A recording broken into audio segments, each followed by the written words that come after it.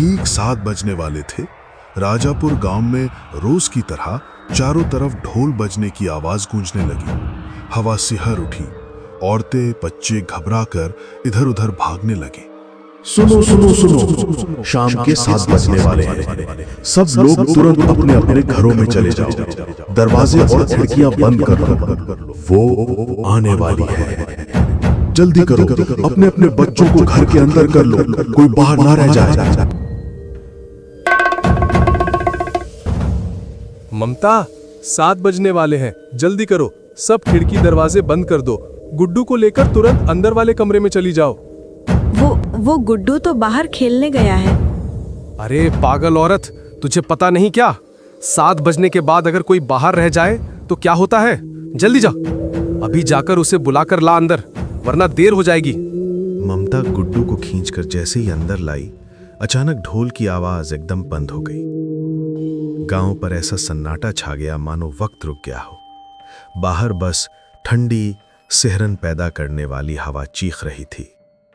तुरंत गुड्डू को लेकर अंदर वाले कमरे में जाओ, पीछे का दरवाजा और सारी खिड़कियां ध्यान से बंद कर देना।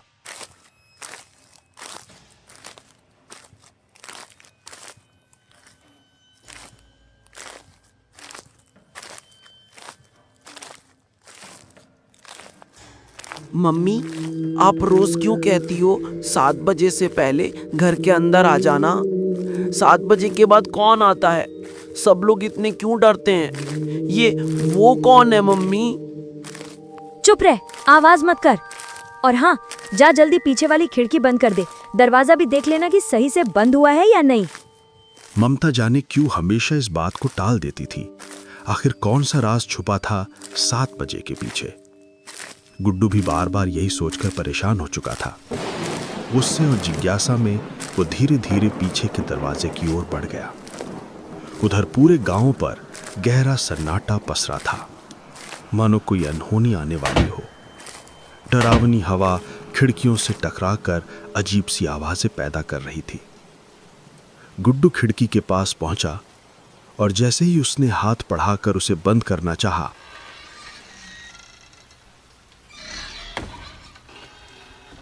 गुड्डू बेटा, दरवाजा खोलो। आवाज बिल्कुल जानी पहचानी सी लग रही थी, मानो किसी अपने की हो, लेकिन उसमें एक अजीब खौफनाक गूंज थी, जैसे कोई परछाई इंसान की आवाज उधार लेकर पुकार रही हो। गुड्डू ठिठक गया। उसके छोटे छोटे हाथ दरवाजे की कुंडी पर रुक गए। दिल तेजी से धड़कने लगा। वो पीछे मुड़ा, वहां कोई नहीं था।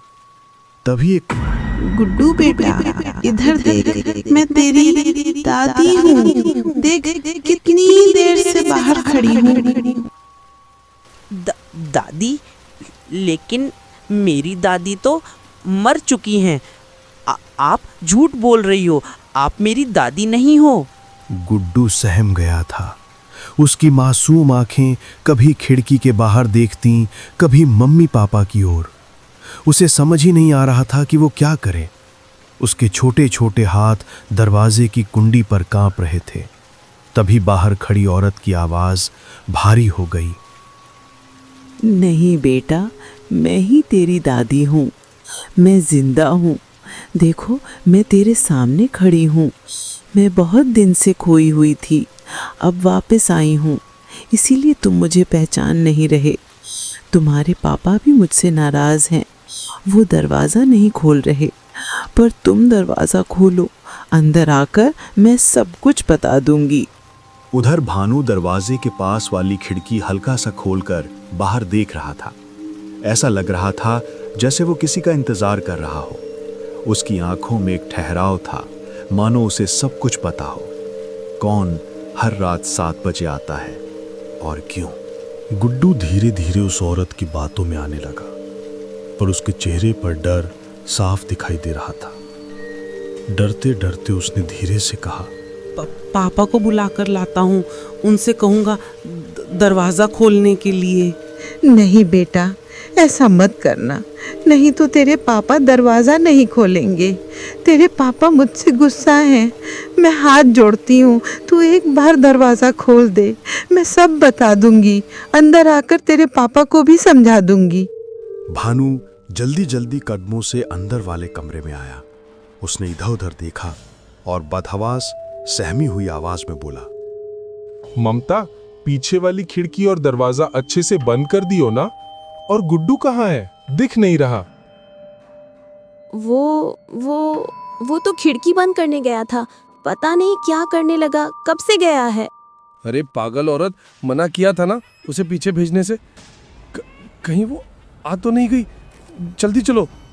गुड्डू उस बूढ़ी औरत की बात में आकर धीरे धीरे कांपते कदमों से दरवाजे की तरफ बढ़ने लगता है। उसका हर कदम जैसे कमरे की खामोशी को और भारी बना रहा हो। आखिरकार वो दरवाजे तक पहुंचता है।